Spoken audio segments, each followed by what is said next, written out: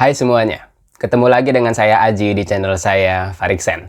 Jadi pada video kali ini kita akan membahas beberapa tokoh yang kiranya menempati status sebagai tokoh sampingan. Tokoh yang diadakan sebagai bumbu cerita aja. Tokoh yang nggak penting-penting banget. Ada atau nggak ada di series ini pun kayaknya nggak masalah atau nggak apa-apa.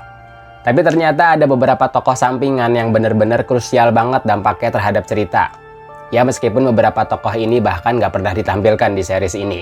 Namun keberadaannya itu benar-benar berefek terhadap cerita. Dan dampak yang dihasilkan oleh beberapa tokoh ini sifatnya variatif ya. Artinya ada yang langsung berdampak ke cerita, ada juga yang berdampak ke perkembangan tokoh lainnya, baru kemudian berdampak ke cerita. Jadi masing-masing nggak sama efeknya. Dan beberapa tokoh itu adalah Luten, yaitu anak paman Iroh. Lalu ada Azulon, yaitu Raja Api sebelum Raja Api Ozai. Terus juga ada si Ursa, ibunya Zuko dan juga Azula. Lalu kakek di episode 12 season pertama yang berjudul The Storm.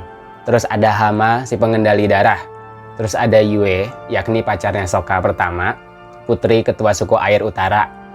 Lalu ada Master Yu dan juga Master Sinfu, yakni guru pengendali tanah dan juga ketua Earth Rumble. Dan yang terakhir ada prajurit matahari yang menjaga keberadaan naga Ran dan juga naga Shao. Jadi, kita langsung bahas satu-satu yuk tokohnya. Dan apa dampak besar tokoh tersebut terhadap cerita maupun terhadap tokoh lain. Let's go. Yang pertama ada Luten, yaitu anak kandung dan anak satu-satunya dari paman Iroh. Keponakan dari Ozai dan juga Ursa, sepupu dari Zuko dan juga Azula, dan cucu dari Azulon. Tokoh yang satu ini benar-benar nggak muncul di series Avatar The Last Airbender. Bahkan di adegan kilas balik yang menceritakan masa lalu para tokoh di negara api pun, tokoh ini nggak muncul.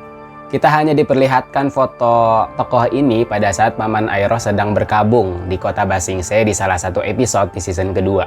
Tapi siapa sangka ternyata tokoh ini benar-benar memberikan dampak yang sangat besar. Tidak hanya untuk paman Iroh itu sendiri, tapi juga untuk keseluruhan cerita di series Avatar ini. Kita sama-sama tahu kalau Luten ini sudah meninggal dunia, bahkan jauh sebelum episode pertama series ini dimulai. Dan kematian Luten ini digadang-gadang sebagai titik baliknya paman Iroh untuk menjadi bijak dan juga baik. Kematian Luten juga menjadi sebuah checkpoint apakah dunia di series ini akan menjadi lebih buruk atau menjadi lebih baik. Karena kematian Luten, paman Iroh menjadi sangat berduka dan kemudian menghentikan invasinya ke kerajaan bumi Ba Sing Se, yang kemudian menjadi kegagalan paman Iroh sekaligus negara api itu sendiri untuk menduduki kerajaan bumi. Oleh karenanya, jika aja Luten itu masih hidup sampai series ini dimulai, maka invasi negara api itu bisa aja terus berlanjut. Dan hanya tinggal menunggu waktu aja sampai kerajaan bumi dikuasai oleh negara api. Dan hanya tinggal suku air aja yang belum dikuasai. Paman Iroh juga mungkin tidak akan menjadi bijak dan juga baik seperti yang kita lihat di series. Dan kematian Luten itu sendiri juga menjadikan efek domino yang sangat besar terhadap apa yang terjadi di negara api itu sendiri. Mulai dari perebutan tahta Raja Api, sampai kepada kepergian Ursa dari kerajaan, bahkan sampai kondisi mental Zuko dan juga Azula. Gila nggak nih tokoh? Adegannya di series ini sama sekali nggak ada, tapi justru benar-benar berdampak terhadap cerita dan juga beberapa tokoh.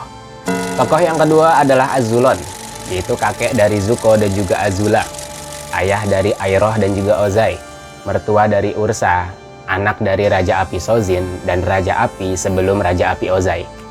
Tokoh ini munculnya sangat sedikit, hanya di adegan kilas balik aja yang menceritakan masa lalu Zuko dan juga Azula di salah satu episode di season 2. Namun, meskipun adegannya sangat sedikit, justru keberadaannya begitu besar terhadap beberapa tokoh dan juga terhadap cerita.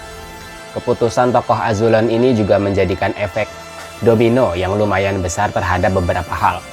Pengaruh tokoh Azulon ini adalah ketika dirinya menghukum anaknya yaitu Ozai karena telah bersifat lancang dengan mau melangkahi status kesulungan dari paman Iroh, yaitu dengan meminta agar tahta Raja Api itu langsung turun kepada dirinya dan bukan ke paman Iroh. Karena paman Iroh itu dianggap tidak mempunyai pewaris sah lagi karena Luten sudah tiada, dan juga paman Iroh dianggap tidak berjiwa patriot karena lebih mementingkan kesedihannya ketimbang kepentingan negara. Hukuman Azulon kepada Ozai adalah Ozai juga harus membunuh anak laki-lakinya yaitu Zuko, agar Ozai tahu rasanya kehilangan anak laki-lakinya. Ozai yang memang haus kekuasaan dan juga di sisi lain juga nggak suka sama Zuko, ya nggak masalah terhadap hukuman itu dan ingin melaksanakannya. Namun tidak bagi Ursa, yaitu ibu Zuko dan juga Azula. Hukuman yang diberikan Azulon kepada Ozai inilah yang membuka serangkaian peristiwa domino selanjutnya. Andai aja Azulon itu tidak memberikan hukuman tersebut, dan tetap kekeh untuk menjadikan Paman Iroh sebagai pewaris tahta, dan tidak menggubris tawarannya Ozai, maka peristiwa selanjutnya tidak seperti yang kita lihat di series. Mungkin Ursa juga nggak akan pergi dari kerajaan, dan Zuko maupun Azula tetap tumbuh dalam kasih sayang seorang ibu. Dan mungkin Paman Iroh juga bisa tetap menjadi Raja Api yang mungkin bisa membawa negara api menjadi lebih baik lagi. Tokoh yang ketiga adalah Ursa, yaitu ibu dari Zuko dan juga Azula, istri dari Ozai, menantu dari Azulon, dan adik ipar bagi Paman Iroh. Tokoh Ursa ini hanya dimunculkan di kilas balik yang menceritakan peristiwa masa lalu keluarga Zuko itu sendiri, dan juga muncul sebagai halusinasi dari Azula yang haus akan cinta dan kasih sayang. Keputusan dari Ursa yang kemudian membuat serangkaian peristiwa domino setelahnya, meskipun efeknya terhadap cerita nggak begitu besar seperti Azulon maupun Luten, namun efeknya terasa untuk Zuko maupun Azula itu sendiri. Keputusan dari Ursa yang ingin melindungi Zuko dari peristiwa pembunuhan yang akan dilakukan ayahnya sendiri, yaitu Ozai. Buat yang belum tahu, ketika Ozai itu benar-benar ingin membunuh Zuko, Ursa menolak perbuatan tersebut. Sebagai gantinya, Ursa menawarkan sebuah tawaran yang win-win solution. Ursa tahu kalau yang diincar Ozai hanyalah tahta dan kekuasaan. Oleh karenanya, Ursa menawarkan sebuah tawaran.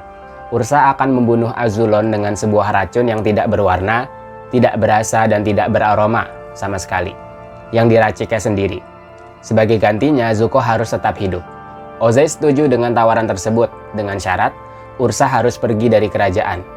Karena bagi Ozai, jika Ursa tetap ada di kerajaan, maka hanya masalah waktu aja untuk Ursa juga melakukan hal yang sama terhadap dirinya sendiri, yaitu Ozai. Dan terjadilah hal yang seperti kita lihat di series. Azulon meninggal dunia, Ozai naik tahta, dan Zuko tetap hidup. Jika aja Ursa nggak tahu tentang hukuman ini, atau bahkan tidak peduli terhadap Zuko, maka kejadiannya tidak demikian. Bisa jadi Zuko tetap terbunuh di tangan ayahnya sendiri, yaitu Ozai. Dan dengan itu pun belum menentukan apakah Ozai itu naik tahta atau tidak. Karena pewaris tahta negara api tetap ada di anak pertama, yaitu Paman Iroh. Walaupun Paman Iroh itu sudah tidak memiliki anak. Tokoh selanjutnya adalah tokoh yang bahkan nggak bernama. Tokoh yang cuman muncul di satu episode aja, yaitu di episode 12 di season pertama, yaitu episode berjudul The Storm. Tokoh yang seolah-olah hanya bumbu cerita, yang kalau nggak muncul pun ya nggak apa-apa. Tapi ternyata kehadirannya atau apa yang dilakukannya itu memiliki efek yang besar terhadap cerita dan juga tokoh Aang itu sendiri.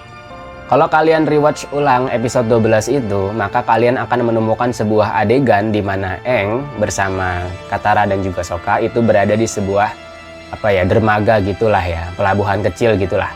Nah, si kakek ini muncul di sini dan mengatakan sebuah perkataan yang benar-benar mengguncang mental atau psikis Aang itu sendiri. Kalau kalian sadar, Aang semenjak bangun dari tidur panjangnya, dimanapun Aang berada, Aang itu selalu dipuja-puja, dihormati, diagungkan layaknya pahlawan yang kembali dan akan membereskan semua masalah yang terjadi selama 100 tahun. Tapi bagi kakek ini enggak. Bagi kakek ini, Aang itu adalah pahlawan kesiangan. Aang adalah avatar yang kisahnya telah usang dan nggak perlu untuk diharapkan lagi.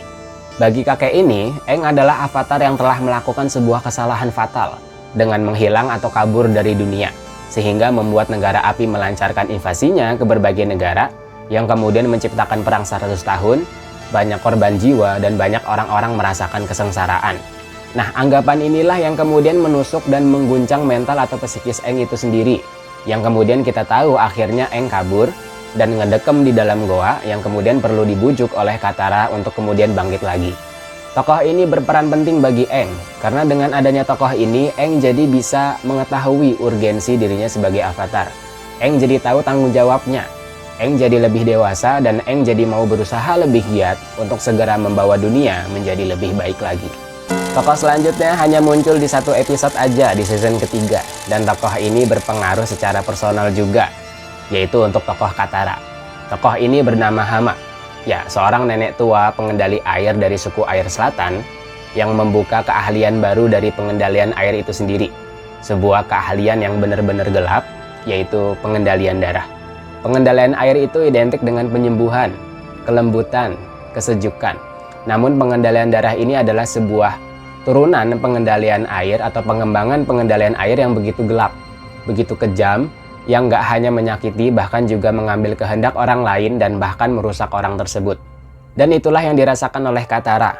Katara sebenarnya nggak mau memiliki kemampuan ini.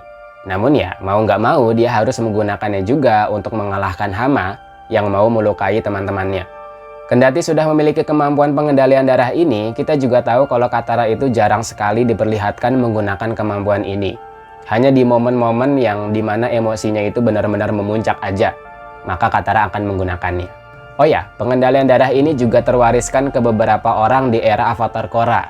Saya pribadi kurang tahu gimana, tapi sepertinya bukan dari Katara. Karena ya, Katara bukan tipikal orang yang mau memiliki kemampuan ini.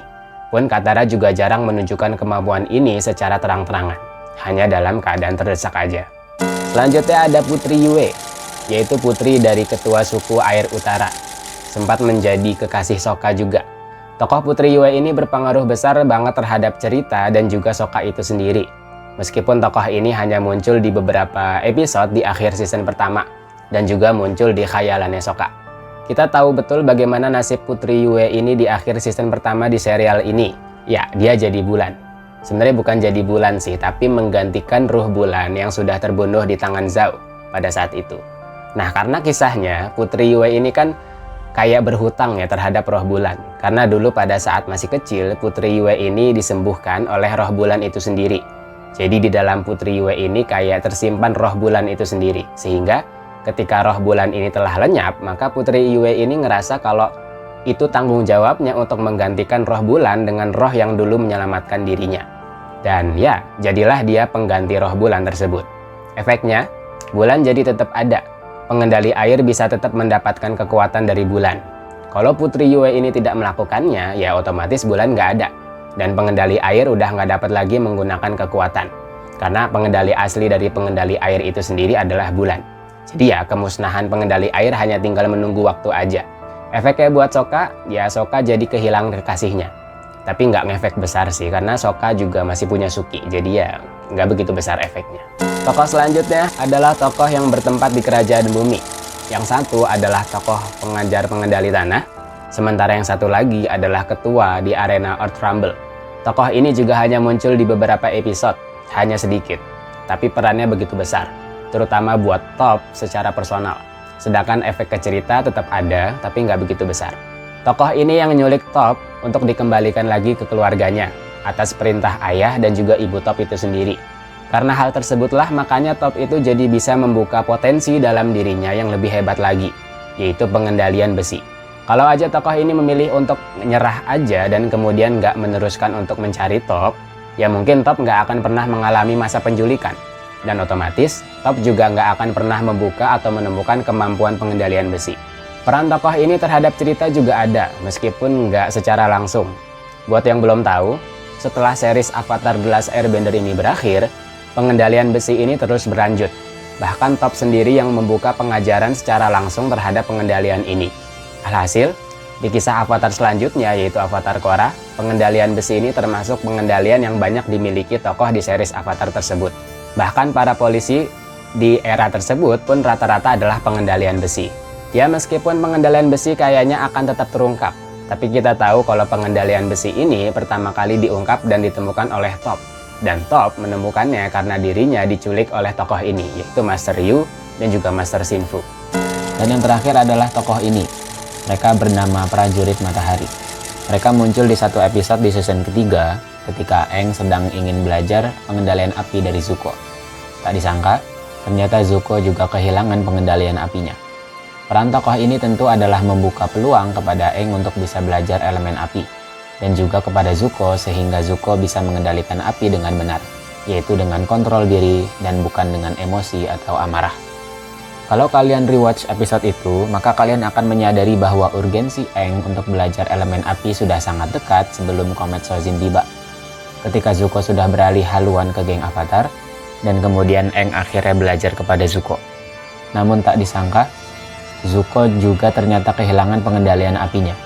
Karena hal tersebut, Akhirnya mereka berdua mencari guru sejati atau pengendali asli dari pengendali api ini, yaitu hewan naga, yang hewan tersebut dijaga oleh prajurit matahari. Ketika proses pencarian ini, Aang dan Zuko akhirnya ketemu dengan prajurit matahari, yang kemudian mengizinkan mereka berdua untuk dinilai langsung oleh Naga Ran dan juga Naga Xiao. Singkat cerita, Naga Ran dan juga Naga Xiao memandang Aang dan juga Zuko pantas untuk memiliki pengendalian api yang murni, yang tidak didasarkan pada emosi dan juga amarah. Jikalau saja para prajurit matahari ini tidak muncul di episode ini, atau bahkan tidak mengizinkan Aang dan juga Zuko bertemu Naga Ran dan juga Naga Xiao, karena alasan dendam kepada keluarga Zuko yang sudah hampir memusnahkan hewan naga, ya jadinya Aang tidak akan bisa mengendalikan elemen api bahkan sampai komet Sojin tiba. Dan pengendalian api Zuko juga mungkin akan melemah dan mungkin tidak bisa digunakan lagi. Itulah beberapa tokoh yang statusnya menempati sebagai tokoh sampingan aja.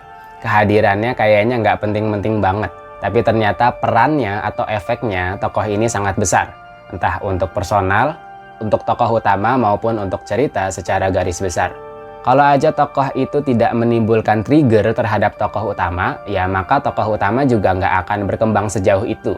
Jadi kalau tokoh-tokoh tadi nggak ada atau bahkan nggak melakukan hal yang dikisahkan di serial ini, maka kisah serial ini akan memiliki kisah yang mungkin akan jauh berbeda.